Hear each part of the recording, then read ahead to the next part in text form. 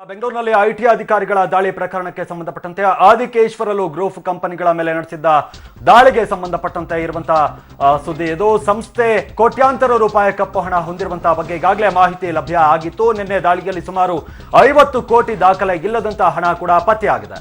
ನೂತನ್ ವಡಿಯಾರ್ ಪ್ರಧಾನ ಆದಾಯ ತೆರಿಗೆ ಆಯುಕ್ತರು ಹೇಳಿಕೆಯನ್ನು ಕೂಡ ಕೊಟ್ಟಿದ್ದಾರೆ. ಈ ಬಗ್ಗೆ ಕರ್ನಾಟಕ, ಆಂಧ್ರ, ತಮಿಳುನಾಡು, ಡೆಲ್ಲಿ ಸೇರಿದಂತೆ ಎಲ್ಲ ಕಡೆ ಗ್ರೂಪ್ನ ಕಂಪನಿಗಳಿದ್ದಾವೆ. ಅಲ್ಲೆಲ್ಲ ಕೂಡ ಪರಿಶೀಲನೆಯನ್ನ ಈಗ ನಡೆಸಲಾಗ್ತಾ ಇರುವಂತದ್ದು. ಮಲ್ಯ ಆಸ್ಪತ್ರೆ ಸೇರಿದಂತೆ ಅನೇಕ ಕಡೆ ಪರಿಶೀಲನೆಯನ್ನ ನಡೆಸಲಾಗಿದೆ. 265 ಕೋಟಿಗೂ ಹೆಚ್ಚು ದಾಖಲೆ ಇಲ್ಲದ ಹಣ ವರ್ಗಾವಣೆ ಆಗಿರೋದು ಕೂಡ ಈ ಸಂದರ್ಭದಲ್ಲಿ ತಿಳಿದು ಬಂದಿದೆ. ಕಾಲೇಜ್ಗೆ ಡೊನೇಷನ್ ರೂಪದಲ್ಲಿ ಹಣ ಬಂದಿರೋದು ಕೂಡ ಗೊತ್ತಾಗಿದೆ. ಡೊನೇಷನ್ ನೀಡಿದವರ ಆಸ್ತಿ ವಿವರ ಕಲೆ ಹಾಕಲಾಗ್ತಾ ಇದೆ. ಅಕ್ರಮ ಆಸ್ತಿ ಸಾಬೀತಾದ್ರೆ ಅವರ ವಿರುದ್ಧ ಕೂಡ ಕ್ರಮ ಕೈಗೊಳ್ತೀವಿ ಎನ್ನುವಂತ ಹೇಳಿಕೆಯನ್ನ ಕೊಡಲಾಗಿದೆ.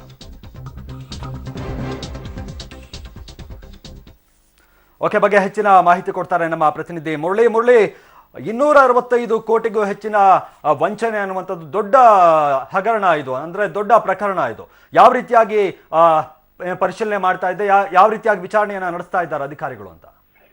ಮದೇಶ್, ಏನಂದ್ರೆ ಈ ಪ್ರಕರಣಕ್ಕೆ ಸಂಬಂಧಪಟ್ಟಂತೆ ಸಾಕಷ್ಟು ಅಕ್ರಮವಾಗಿ ಹಣವನ್ನ ಸಂಪಾದನೆ ಮಾಡಿರುವಂತದ್ದು ಈಗ ಬೆಳಕಿಗೆ ಬರ್ತಾ ಇರುವಂತದ್ದು. ಅದರಲ್ಲೂ ಕರ್ನಾಟಕ, ಆಂಧ್ರ, ತಮಿಳುನಾಡು ಮತ್ತು ಡೆಲ್ಲಿ ಅಂದ್ರೆ ಆದಿಕೇಶ್ವರ ಏನು ಗ್ರೂಪ್ ಇದೆ, ಆ ಗ್ರೂಪ್ ನ ಅಡಿಯಲ್ಲಿ ಯಾವ್ಯಾವ ಕಂಪ್ನಿಗಳು ಬರ್ತವೆ, ಆ ಕಂಪ್ನಿಗಳ ಮೇಲೆಲ್ಲ ಈಗ ದಾಳಿಯನ್ನ ನಡೆಸ್ತಾ ಇರುವಂತದ್ದು. ದಾಳಿಯನ್ನ ನಡೆಸಿ ಕಾಲೇಜ್, ಅದರಲ್ಲೂ ಪ್ರಮುಖವಾಗಿ ಮೆಡಿಕಲ್ ಕಾಲೇಜ್ಗಳಲ್ಲಿ ಏನು ಡೊನೇಷನ್ ರೂಪದಲ್ಲಿ ಹಣವನ್ನ ವಸೂಲಿ ಮಾಡ್ತಾ ಇರೋದ್ರ ಬಗ್ಗೆ ಸಹ ಈಗ ಗೊತ್ತಾಗಿರುವಂತದ್ದು. ಅಂದ್ರೆ ಒಂದು ಸೀಟಿಗೆ 2.5 ಕೋಟಿಯಷ್ಟು ಹಣವನ್ನ ವಸೂಲಿ ಮಾಡ್ತಾರೆ. ಅಂದ್ರೆ 5 ವರ್ಷದ ಒಂದು ಪ್ಯಾಕೇಜ್ ಅನ್ನ ಮಾತಾಡೋದ್ರ ಪ್ರಕಾರ ಕೇವಲ ಅಲ್ಲಿ ಅಂದ್ರೆ ಗೌರ್ನಮೆಂಟ್ ಫೀಸ್ ಬರುವಂತದ್ದು 5 ವರ್ಷಕ್ಕೆ 15 ಲಕ್ಷಕ್ಕೂ ಹೆಚ್ಚು ಹಣ ಮಾತ್ರ ಬರುತ್ತೆ. ಅದನ್ನು ಹೊರತುಪಡಿಸಿ ಇನ್ನ ಬಾಕಿ 2.5 ಕೋಟಿಯಷ್ಟು ಹಣ ಏನಿದೆ, ಆ ಹಣಕ್ಕೆ ಸಂಪೂರ್ಣವಾಗಿ ಯಾವುದೇ ರೀತಿ ರೆಸಿಪ್ಟ್ ಅನ್ನ ಕೊಡದೇನೆ ಬ್ಲಾಕ್ ಮನಿ ಏನಿದೆ, ಆ ಬ್ಲಾಕ್ ಮನಿಯನ್ನ ವಸೂಲಿ ಮಾಡ್ತಾ ಇದ್ರು ಅನ್ನೋದ್ರ ಬಗ್ಗೆ ಸಹ ಈಗ ಐಟಿ ಅಧಿಕಾರಿಗಳು ಸ್ಪಷ್ಟಪಡಿಸಿರುವಂತದ್ದು. ಅಂದ್ರೆ ಈಗಾಗಲೇ ಹೇಳಿದಂತೆ 4 ರಾಜ್ಯಗಳಲ್ಲೂ ಸಹ ಈ ಆದಿಕೇಶ್ವರ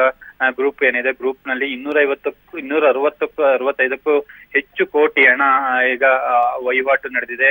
ಅದಕ್ಕೆ ಯಾವುದೇ ರೀತಿ ಆಥರೈಸ್ಡ್ ರೆಸಿಪ್ಟ್ ಆಗ್ಲಿ, ಜೊತೆಗೆ ಅದಕ್ಕೆ ದಾಖಲೆಗಳಾಗ್ಲಿ ಇಲ್ಲ ಅಂತ ಹೇಳಿ ಈಗ ಐಟಿ ಅಧಿಕಾರಿಗಳು ಸ್ಪಷ್ಟಪಡಿಸಿರುವಂತದ್ದು. ಇನ್ನೂ ಸಹ ದಾಳಿ ಮತ್ತು ತನಿಖೆ ಮುಂದುವರಿಸಿರುವಂತದ್ದು. ಮಾದೇಶ್, ಓಕೆ, ಅಂದ್ರೆ ಯಾರಿಗೆ ಸಂಬಂಧಪಟ್ಟಂತ ಕಂಪನಿ ಇದು ಮುರಳಿ? ಏನಾದ್ರು ಮಾಹಿತಿ ಸಿಕ್ಕಿದ್ಯಾ ಬಗ್ಗೆ? ಮದೇಶ್, ಇದು ಆದಿಕೇಶ್ವರ ಗ್ರೂಪ್ ಅಂತ ಹೇಳಿ ಆ ಗ್ರೂಪ್ ನ ಅಡಿಯಲ್ಲಿ ಸಾಕಷ್ಟು ಮೆಡಿಕಲ್ ಕಾಲೇಜ್ಗಳಿರ್ಬೋದು, ಜೊತೆಗೆ ಕೋಆಪರೇಟಿವ್ ಸೊಸೈಟಿ, ಕೋಆಪರೇಟಿವ್ ಬ್ಯಾಂಕ್ಗಳೇನಿದೆ, ಆ ಬ್ಯಾಂಕ್ಗಳೆಲ್ಲ ಸಹ ಇದ್ರ ಈ ಗ್ರೂಪ್ ಏನಿದೆ, ಈ ಗ್ರೂಪ್ ನ ಅಡಿಯಲ್ಲಿ ಬರುವಂತದ್ದು. ಅಂದ್ರೆ ಇದು ಮೂಲತಃ ತಮಿಳುನಾಡು ಮತ್ತು ಆಂಧ್ರದಲ್ಲಿ ಓನರ್ಶಿಪ್ ಅನ್ನ ಹೊಂದಿದ್ದಾರೆ ಅಂತ ಹೇಳಿ ಈಗ ಹೇಳಲಾಗ್ತಾ ಇದೆ. ಜೊತೆಗೆ ಅದ್ರ ಬಗ್ಗೆ ಸಂಪೂರ್ಣವಾಗಿ ತನಿಖೆನ ಮಾಡ್ತಾ ಇದ್ದಾರೆ. ತನಿಖೆನ ಮಾಡಿ ಜೊತೆಗೆ ಪೇರೆಂಟ್ಸ್ ಏನು ಈ ಸೀಟಿಗೆ ಅಕ್ರಮವಾಗಿ ಹಣವನ್ನ ಕೊಡ್ತಾ ಇದ್ರು, ಬ್ಲಾಕ್ ಮನಿಯನ್ನ ಕೊಡ್ತಾ ಇದ್ರು, ಅದನ್ನು ಸಹ ಪರಿಶೀಲನೆ ಮಾಡ್ತಾ ಇದ್ದಾರೆ. ಅವರ ಆದಾಯಕ್ಕೆ ಅಂದ್ರೆ ಒಂದು ವಿದ್ಯಾರ್ಥಿ ಆದಾಯ ಪತ್ರದಲ್ಲಿ ಸುಮಾರು 2.5 ಲಕ್ಷ, ವರ್ಷಕ್ಕೆ 2.5-3 ಲಕ್ಷ ಅಂತ ಹೇಳಿ ಒಂದು ಇನ್ಕಮ್ ಸರ್ಟಿಫಿಕೇಟ್ ಅನ್ನ ಕೊಟ್ಟಿರ್ತಾರೆ. ಆದ್ರೆ ಅಂತ ವ್ಯಕ್ತಿ ಸುಮಾರು 2 ಕೋಟಿಗೂ ಹೆಚ್ಚು ಹಣವನ್ನ ಕೊಟ್ಟು ಸೀಟನ್ನ ಖರೀದಿ ಮಾಡ್ತಾ ಇದಾರೆ ಅಂತ ಹೇಳಿದ್ರೆ ಅವರ ಆದಾಯ ಮೂಲ ಏನು ಅನ್ನೋದ್ರ ಬಗ್ಗೆ ಸಹ ಈಗ ಪರಿಶೀಲನೆ ಮಾಡ್ತಿರುವಂತದ್ದು. ಆ ರೀತಿ ಏನಾದ್ರು ಪೋಷಕರು ತಮ್ಮ ಆದಾಯನ ಮೋಸ ಮಾಡಿ ಇನ್ಕಮ್ ಟ್ಯಾಕ್ಸ್ಗೆ ಮೋಸ ಮಾಡಿದ್ರೆ ಅವರ ವಿರುದ್ಧವೂ ಸಹ ಪ್ರಕರಣವನ್ನ ದಾಖಲಿಸಿ ಕ್ರಮವನ್ನು ಕೈಗೊಳ್ತೀವಿ ಅಂತ ಹೇಳಿ ಈಗ ಸ್ಪಷ್ಟಪಡಿಸಿರುವಂತದ್ದು. ಮದೇಶ್, ಓಕೆ, ಅಂದ್ರೆ ಈಗ ಕೇವಲ ಆದಿಕೇಶ್ವರಲು ಗ್ರೂಪ್ ಮಾತ್ರ ಅಲ್ಲ, ಅವರಿಗೆ ಡೊನೇಷನ್ ಕೊಟ್ಟಿರುವಂತಹ ಪೋಷಕರಿಗೂ ಕೂಡ ಈಗ ಕಂಟಕ. ಹಾಗಾದ್ರೆ ಅವರನ್ನು ಕೂಡ ವಿಚಾರಣೆಗೆ ಒಳಪಡಿಸ್ತಾರಂತ ಹೇಗೆ ಅಂತ? ಖಂಡಿತವಾಗೂ ಮದೇಶ್, ಯಾಕಂದ್ರೆ ಈ ಪ್ರಕರಣದಲ್ಲಿ ಆಗ ಒಂದು ವಿದ್ಯಾರ್ಥಿ ಕಾಲೇಜಿಗೆ ಸೇರ್ಕೊಳ್ಳೋ ಸಂದರ್ಭದಲ್ಲಿ ಜಾತಿ ಸರ್ಟಿಫಿಕೇಟ್ ಇರ್ಬೋದು, ಇನ್ಕಮ್ ಸರ್ಟಿಫಿಕೇಟ್ ಇರ್ಬೋದು, ಆ ಸರ್ಟಿಫಿಕೇಟ್ ಎಲ್ಲ ಕೊಟ್ಟಿರ್ತಾರೆ. ಕೊಟ್ಟಿರೋ ಸಂದರ್ಭದಲ್ಲಿ ಸರ್ವೇ ಸಾಮಾನ್ಯವಾಗಿ ಆ ಪೋಷಕರಿಗೆ 1 ವರ್ಷದ ಆನ್ಯುವಲ್ ಇನ್ಕಮ್ ಏನಿರುತ್ತೆ, ವಾರ್ಷಿಕ ಆದಾಯ ಸುಮಾರು 3-4 ಲಕ್ಷ ಅಂತ ಹೇಳಿ ಇನ್ಕಮ್ ಸರ್ಟಿಫಿಕೇಟ್ ಅಲ್ಲಿ ಫೈಲ್ ಅನ್ನ ಮಾಡಿರ್ತಾರೆ. ಆದ್ರೆ ಆ ವಿದ್ಯಾರ್ಥಿ 2.5 ಕೋಟಿ ಎಷ್ಟು ಡೊನೇಷನ್ ಪೇ ಮಾಡ್ತಾರೆ ಅಂತ ಹೇಳಿದ್ರೆ ಅವರ ಆದಾಯ ಮೂಲವನ್ನು ಸಹ ಎಲ್ಲಿರುವಂತದ್ದು, ಜೊತೆಗೆ ಬ್ಲಾಕ್ ಮನಿ ಯಾವುದು ಅನ್ನೋದ್ರ ಬಗ್ಗೆನೂ ಸಹ ತನಿಖೆನ ಮಾಡ್ತಾರೆ. ತನಿಖೆನ ಮಾಡಿದ ನಂತರ ಗೊತ್ತಾಗಬೇಕಾಗುತ್ತೆ. ಮದೇಶ್, ಓಕೆ, ಈಗ ಅಕ್ರಮ ಸಾಬೀತಾಗಿದ್ಯಾ ಇಲ್ಲ ವಿಚಾರಣೆ ಇನ್ನೂ ಕೂಡ ನಡೆಸಲಾಗ್ತಾ ಇದ್ಯಾ? ಏನಾದ್ರು ಮಾಹಿತಿಯನ್ನ ಕೊಡುವಂತಹ ಪ್ರಯತ್ನ ಮಾಡ್ತಾ ಇದ್ದಾರಂತ ಗ್ರೂಪ್ನವರು? ಈಗ ನಿನ್ನೆ ಅಷ್ಟೇ ದಾಳಿಯನ್ನ ನಡೆಸಿದ ಸಂದರ್ಭದಲ್ಲಿ ಸುಮಾರು 50 ಕೋಟಿಗೂ ಹೆಚ್ಚು ಹಣವನ್ನು ವಶಪಡಿಸಿಕೊಂಡಿರುವಂತದ್ದು. ಅದಾದ ಬಳಿಕ 265 ಕೋಟಿ ಹಣ ಏನಿದೆ, ಆ ಹಣ ಅಂದ್ರೆ ವಹಿವಾಟು ನಡೆದಿದೆ, ಬೇರೆ ಬೇರೆ ಕಡೆಯಿಂದ ವಹಿವಾಟು ನಡೆದಿದೆ ಅನ್ನೋದ್ರ ಬಗ್ಗೆ ಮಾಹಿತಿ ಸಿಕ್ಕಿದೆ. ಆ ಮಾಹಿತಿಯನ್ನ ಆಧರಿಸಿ ಈಗ ಮಲ್ಯ ಹಾಸ್ಪಿಟಲ್ ಇರ್ಬೋದು, ಬೆಂಗಳೂರಿನಲ್ಲಿರುವಂತಹ ಮಲ್ಯ ಹಾಸ್ಪಿಟಲ್ ಏನಿದೆ ಅದು ಸಹ ಈ ಆದಿಕೇಶ್ವರ ಗ್ರೂಪ್ ನ ಅಡಿಯಲ್ಲಿ ಬರುವಂತದ್ದು.